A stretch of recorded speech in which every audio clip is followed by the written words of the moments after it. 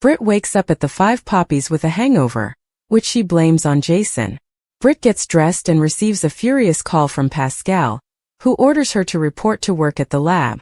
She takes a key card from the drawer and stores Jason's burner phone in a memento box. What does Britt uncover? When the doctor arrives to the lab, he discovers Pascal and Tomas waiting in the hallways. When she asks why, Pascal snaps at her that it is none of her concern and that she must get to work, which just makes her suspicious. Later, Britt goes to Tomas and begs for help moving a server in her office since the buzzing is distracting her. When he argues that he is unable to leave his station due to rules, she threatens to inform you-know-who that Tomas is the reason she is behind time. When Tomas leaves, Britt opens the door he was guarding and is taken aback to see Joss and Vaughn tied up inside. Summer fun is over. Carly tells Rocco and Danny in her office that summer has come to an end, but she would like them to return next summer, potentially as lifeguards. They thank her for the opportunity. Before the guys leave, Carly asks Danny if he has heard from his father. Danny claims he will return home soon, but he believes it is better if he stays away for the time being. Danny describes how Drew issued restraining orders to keep them all away from Scout. Because they are children, Rocco's mother was served, but as long as his father stays away, he can legally visit Scout because he has not been served. Chase requests a favor. Chase runs with Judge Heron at Bobby's and wants to speak with her about Willow Tate. The court claims she's already ruled on the case, but Chase wants to tell her Willow is a fantastic mother who deserves to see her children. The judge notes that in circumstances like this, if the parent-denied visitation shows growth at the next scheduled hearing, they would most likely be granted a generous visiting schedule. He thanks her and leaves. The judge takes out her phone. The judge calls and informs someone that a detective is inquiring about the Corinthos case. What has Liz stunned? Willow arrives at the hospital and talks to Liz. She wants Liz to hear this directly from her, not secondhand. She is getting back together with Drew.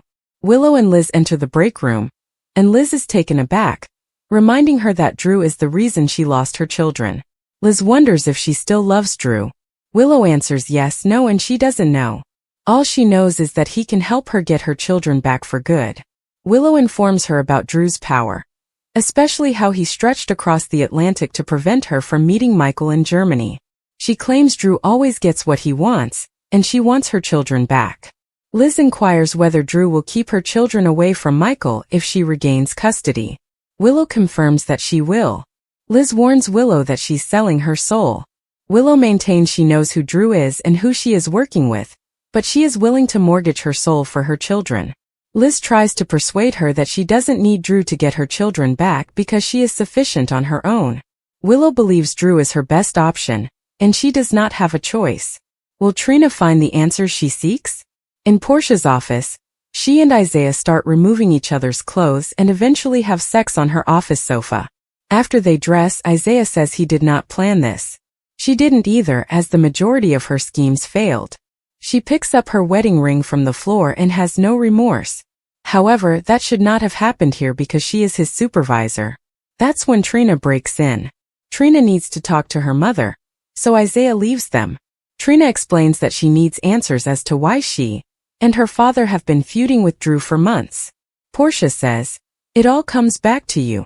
She tells Trina everything, including how she falsified Heather's tests to put her in prison to protect her daughter, and how Drew found out and has been blackmailing her and her father. She cries because she may lose her job, medical license, or perhaps go to prison. She goes on to say that she originally concealed this from her father, which enraged him and worsened the animosity between them. Trina feels culpable, but Portia thinks that Drew is the monster at fault.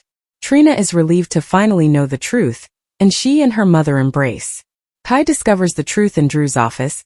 Kai stands at the door and overhears Curtis arguing with Drew, who is pleased that Curtis has to witness his family suffer. He overhears Drew telling Curtis that he has to repay him for losing him Willow by sending Stella to jail for violating insurance laws, and there is still the issue of his wife. Curtis claims this isn't about Portia, but about his aunt. Drew gloats to him that when he visits Stella in prison, he should remind her that he is the reason she is there. Curtis says, "I'll see you dead before that occurs." He stormed out of Drew's office. Kai enters the office, noting that Curtis was agitated when they passed each other in the hallway. Drew said Curtis is unhappy about his aunt and would do anything to help her. But if she committed fraud, his hands are tied. Drew inquires as to if he has found Carly, to which Kai responds that she is at the Metro Court. Drew leaves and Kai calls, claiming to be checking on the status of the Stella Henry probe for the congressman. He is informed that they are following up on his request and conducting an extensive inquiry. What does Stella ask Jordan? Stella tells Jordan at the PCPD that she is afraid Curtis would do something he will regret about Drew, and she begs him to calm him down. Curtis ultimately arrives at the station, while Stella and Jordan had just returned from the arraignment, where Alexis was able to have Stella released on bail.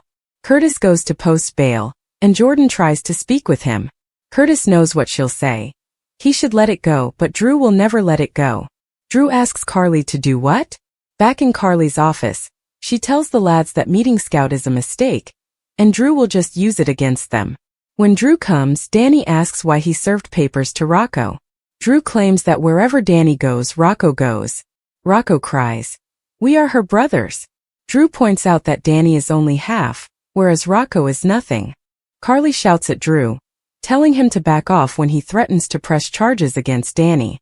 Carly sends the kids out and informs Drew that the only person he is punishing is Scout. He should be grateful that those boys want to spend time with Scout, who is grieving for her mother. He urges that she quit thinking about them and concentrate on Michael. Drew informs her about the bribe judge, which he believes Sonny is responsible for, and that a new judge will ensure Michael is not taken into custody. Carly can't wait for Diane to separate him and Willow, since any judge will witness Willow's instability.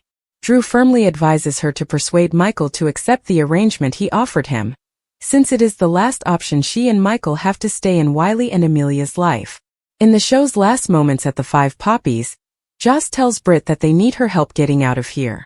Britt is astonished, closes the door and rushes away. Joss is in disbelief. I hope Britt is running to find Jason. Chase arrives at the hospital to visit Willow. Before she can tell him about her decision, he tells her that he saw the judge and has good news for her and her children. Rocco and Danny go to the pier to take Jason's speedboat out.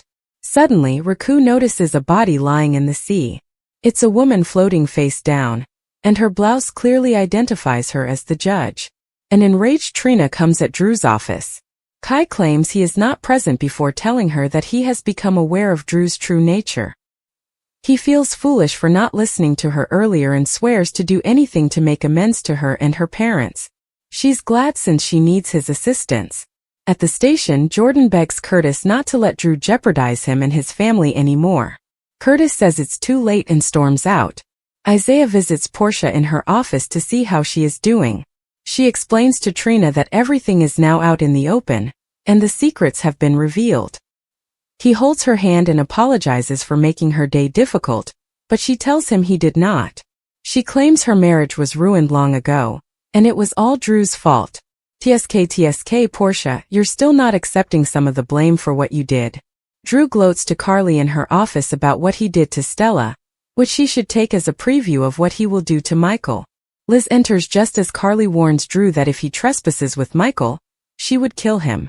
General Hospital spoilers hint that multiple people have made public threats against Drew Kane in recent weeks.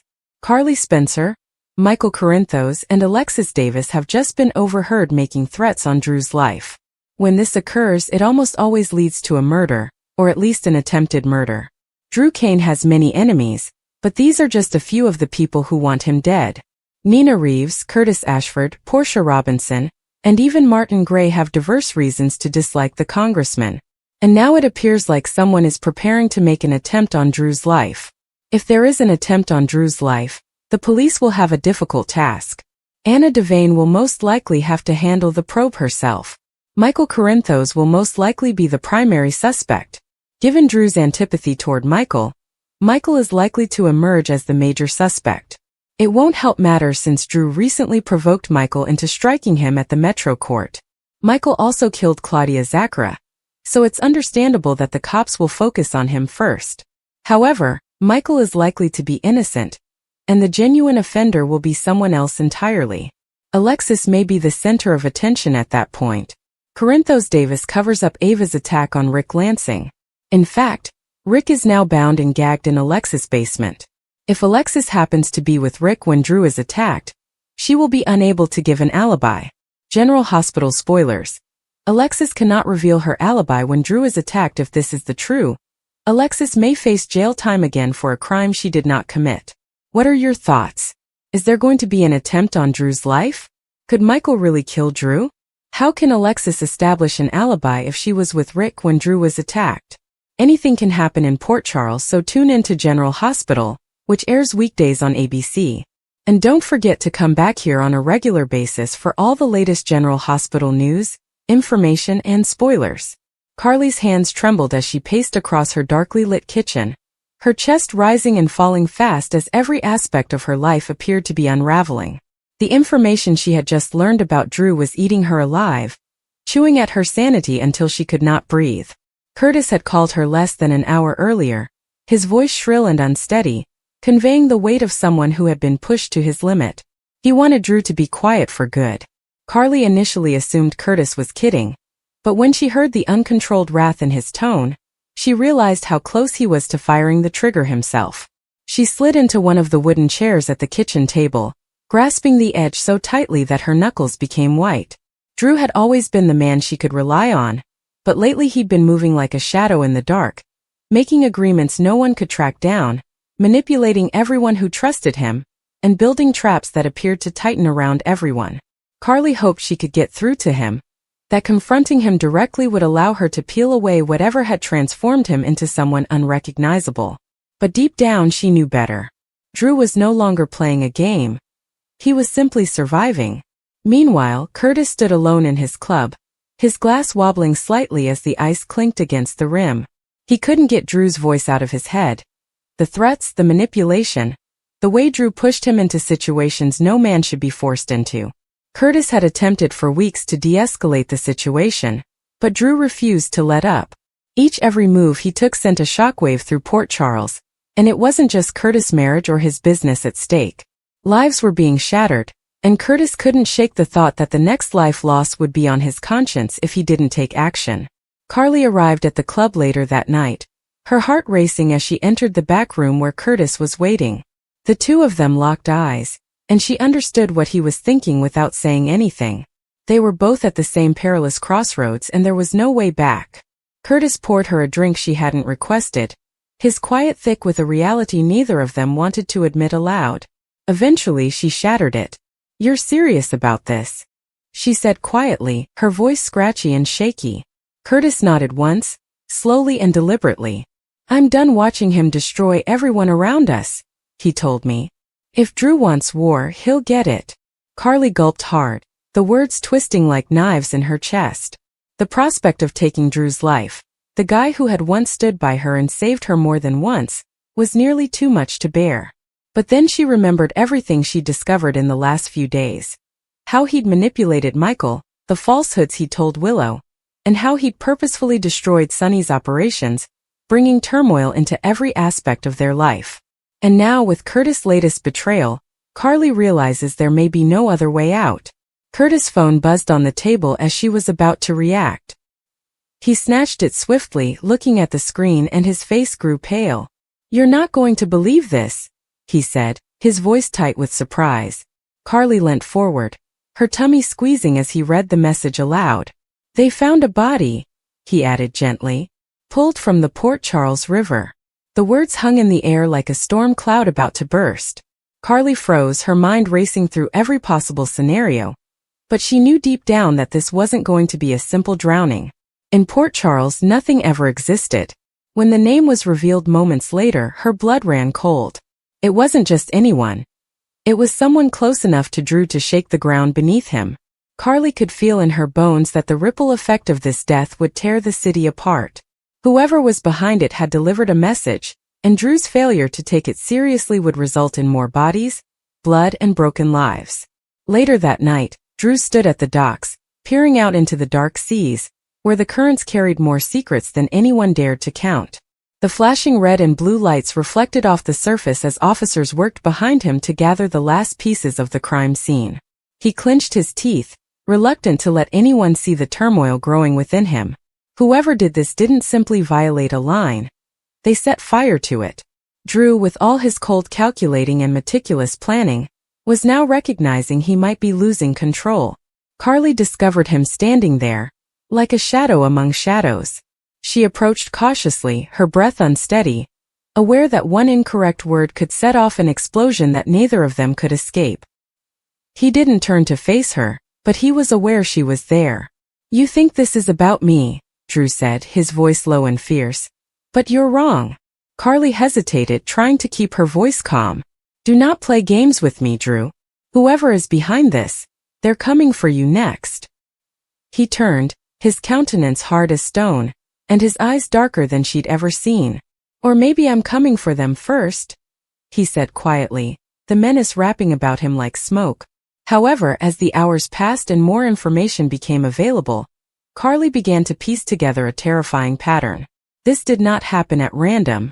Whoever had ended up in that river was linked to truths Drew had attempted to conceal, and those secrets were now pushing their way back to the surface. What made matters worse was the knowledge that Curtis was planning to strike first, and if Drew didn't see it coming, blood would flow in ways neither of them could control. The next few days were a whirl of whispers, confrontations, and threats that hung thick in the air.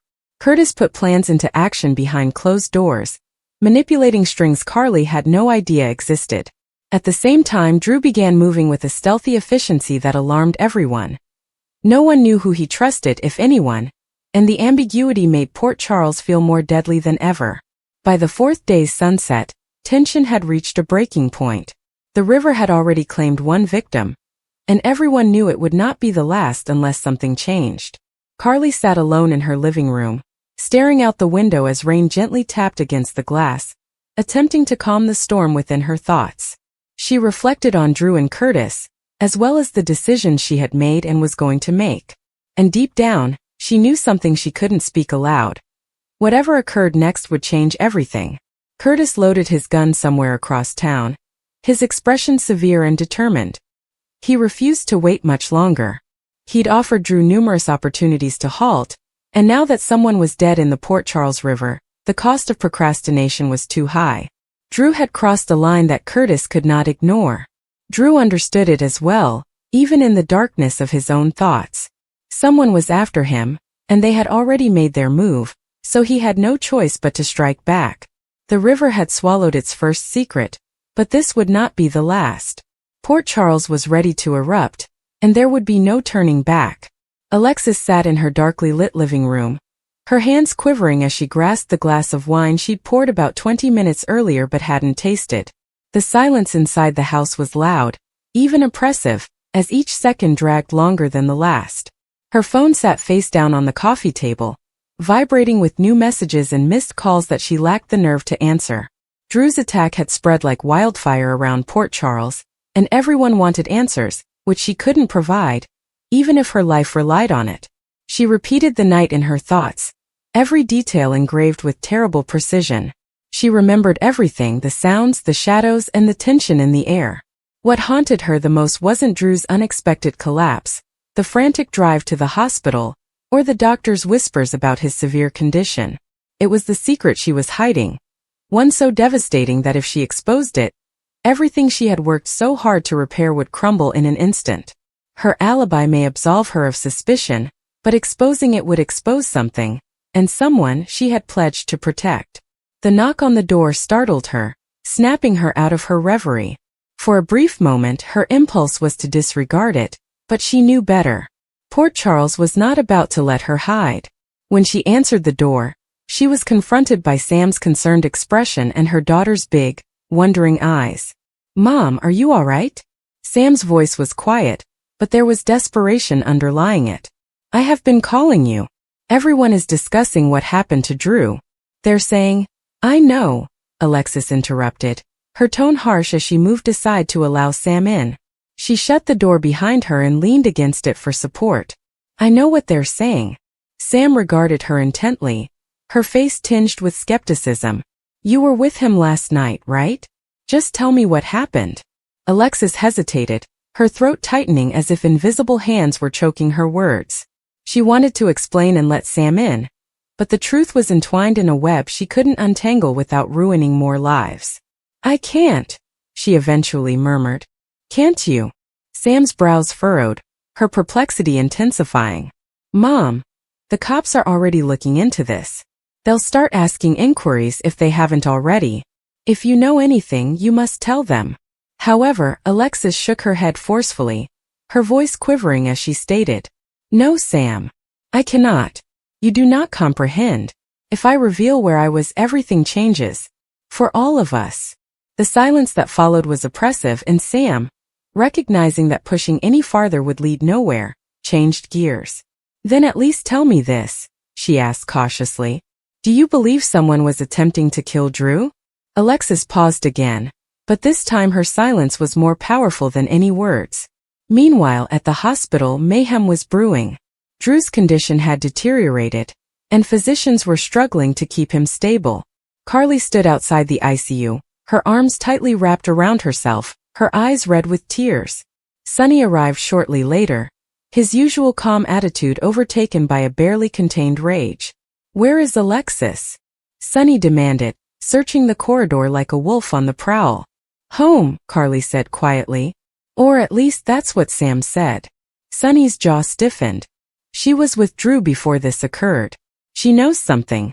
And if she keeps it to herself, she's protecting someone. Carly didn't disagree. She knew Sonny's senses were rarely wrong, but in this case she couldn't dismiss the bad feeling. Drew's attack had not been random. It was calculated and purposeful. And if Alexis didn't speak, it indicated she was concealing something, or someone. Back at home, Alexis paced the floor like a trapped animal. Her thoughts kept going back to the same person she was with that night. If the truth came out, it would not just devastate her. It would ruin them as well, possibly landing them both in prison. But the weight of maintaining silence was crushing her. When the police arrived, she knew the time had come. Detective Chase stood in the doorway, his face harsh yet polite. Ms. Davis, he started. I need to ask you a few questions about Drew Kane's whereabouts last night. Alexis nodded, concealing her dread with practiced coolness. Of course, she replied, standing aside to allow him enter. They sat around the kitchen table, the tension apparent. Chase opened his notebook and got right to the point. Several witnesses say you were at the same spot as Drew hours before the attack. I need to know where you went after that. Her heart raced in her chest. She pressed her hands tightly in her lap to conceal the quiver in her fingers. I was out, she said gently. But I can't give you any more than that, Chase said, raising an eyebrow. You can't or won't? She returned his gaze, her voice firm but harsh. Both. Chase looked at her for a long time, his expression opaque.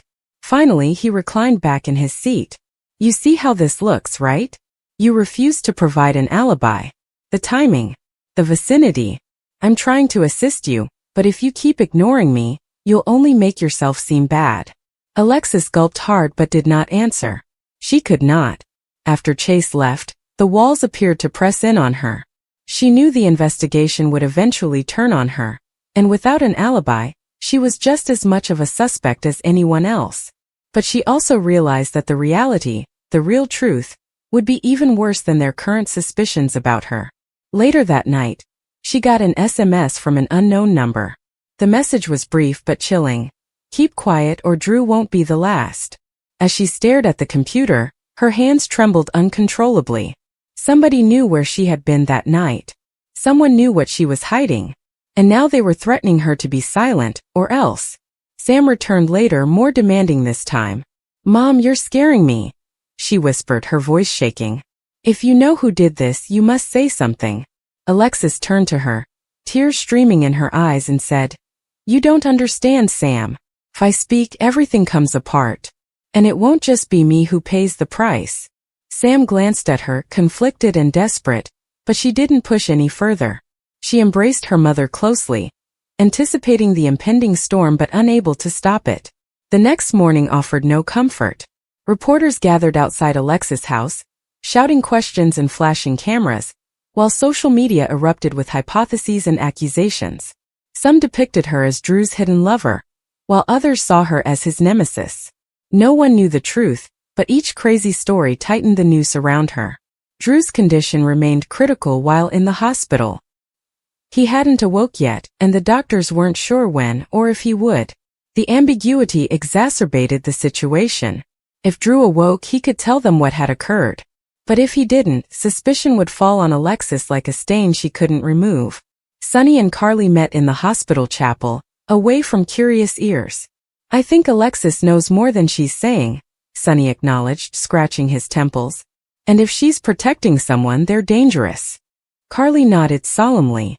"Then we find out who it is before Drew dies, because if he does, this turns into a murder investigation."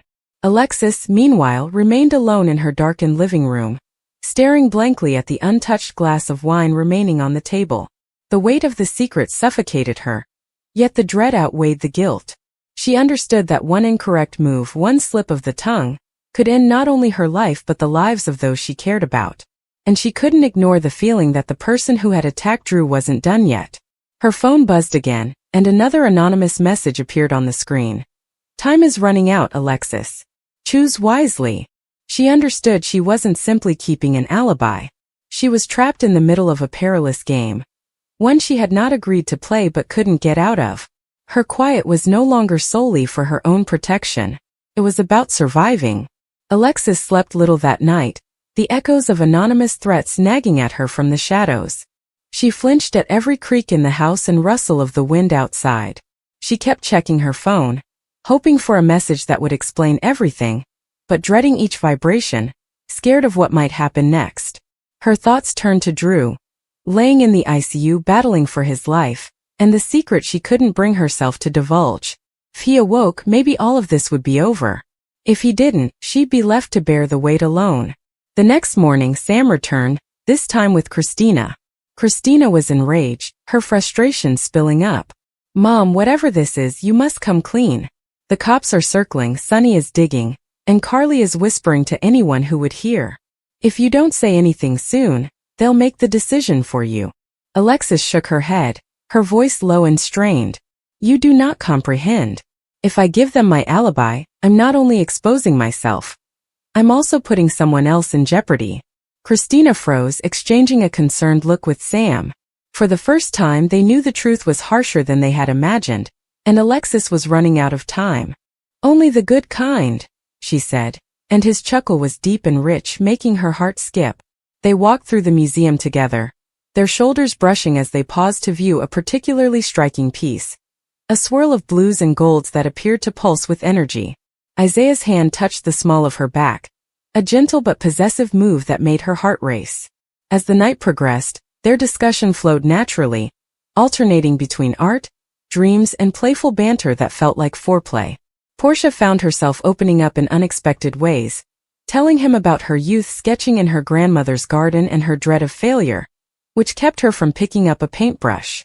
Isaiah listened intently, his gaze never leaving hers, and when he related his own experiences, growing up in a tiny town, teaching himself to sculpt with borrowed tools, she sensed a connection that went beyond infatuation. They seemed to be working together to create something tangible. Back at Michael's flat, the evening had settled into a more relaxed pace. Lily was nestled into bed, her favorite stuffed rabbit gripped in her arms, her breathing slow and steady. Michael sat at the kitchen table with a half-empty mug of coffee in front of him, and his laptop open to a blank document. He'd intended to focus on a freelancing job, but his thoughts kept returning to Drew's remarks. Court. The thought of lawyers and courts deciding Lily's fate made his chest tighten.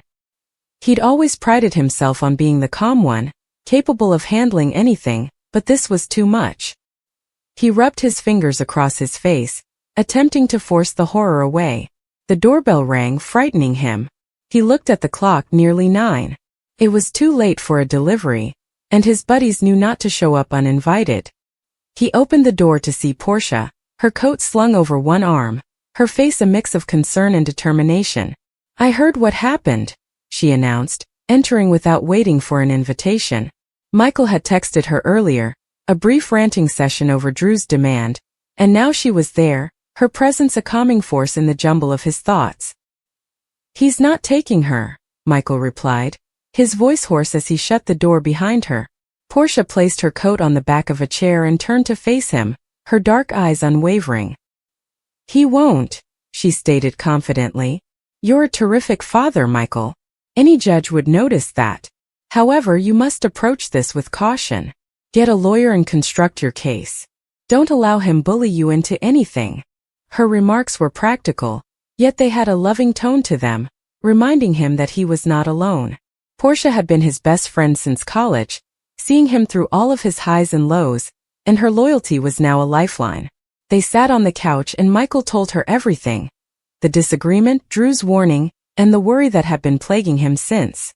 Portia listened, her palm lightly resting on his arm, and when he finished, she leaned back with a thoughtful face. "You're stronger than you think," she remarked. "And Lily is blessed to have you. But you also need to take care of yourself. You can't pour from an empty cup." Michael nodded, the weight of her words falling on him. She was correct as always. He couldn't let the conflict overtake him. Meanwhile, at the gallery, Isaiah and Portia had slipped out onto the rooftop patio, the city skyline dazzling in the background. The air was chilly, a nice change from the heat of the crowded museum, and they stood close, their shoulders practically touching. Isaiah reached for her hand, his fingers threading through it, and Portia felt a surge of warmth run through her. "I could get used to this," he replied quietly but seriously.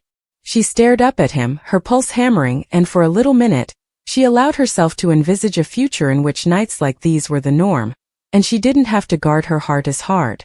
"Me too," she said, barely above a whisper. Isaiah's smile was slow and deliberate, and when he leaned in to kiss her, it was as if the universe shifted, falling into place. The kiss began softly, exploratory, but gradually developed, with a passionate edge that left them both breathless. When they parted ways, Portia chuckled, slightly disoriented, and Isaiah's grin was pure mischief. "Told you," he said. "Trouble." Back at Michael's, the conversation had switched to lighter matters, with Portia regaling him with stories from the gallery opening, her enthusiasm for Isaiah bubbling over.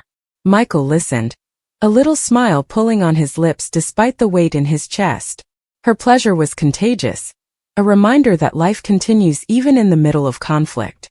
As she left, vowing to return tomorrow, Michael felt a glimmer of hope. He would battle for Lily, and he would not be alone. Portia's strength, Isaiah's spark, they all fit together, like pieces of a puzzle he was still trying to solve. For the time being, that was enough. Jocelyn struggled to retain her composure during these interactions. Every attempt to contact Willow was received with skepticism or diversion, and the dread she had felt at that first interaction stayed like a shadow in her daily existence. She couldn't shake the idea that Willow's delicate grip on reality may crack at any time, causing unanticipated repercussions. Meanwhile, Britt's mind was continuously working, evaluating, predicting, and calculating her next move, aware that a single blunder may exacerbate the situation. The combination of observation, patience, and cautious involvement became her lifeline as she attempted to safeguard Willow and others around her. Despite her explosive disposition, Trina realized that the storm she had created required careful navigating. Her rage, while cathartic in the moment, had unexpected consequences, inflaming Willow's paranoia and heightening the overall tension.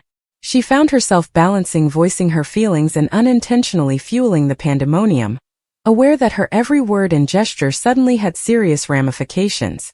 The emotional environment around them had altered, and what had once been minor disagreements now felt like life-or-death situations in a high-stakes psychological thriller. Even as the days passed, Willow's delusions, Jocelyn's horror, Britt's distrust, and Trina's volatile temperament shaped every contact. Friends and family who attempted to intervene encountered a quagmire of emotions, anxieties, and hidden motives. Each interaction could spark a new quarrel, each decision had repercussions, and trust became a scarce and fragile resource. The interactions between the four ladies created an almost palpable tension, a force that drew everyone into its orbit, whether they wanted to or not. In this volatile setting, no one was immune from emotional contagion. Willow's instability strained the connections around her, requiring everyone to confront painful facts about themselves, their loyalty, and their ability to cope with strong psychological pressure. Every day brought new obstacles, disclosures, and emotional hazards, forcing them all to walk a fragile line between comprehension and fear, control and anarchy. The atmosphere was fraught with suspense, as if the delicate equilibrium may fracture at any moment, resulting in ramifications that no one could entirely predict or control.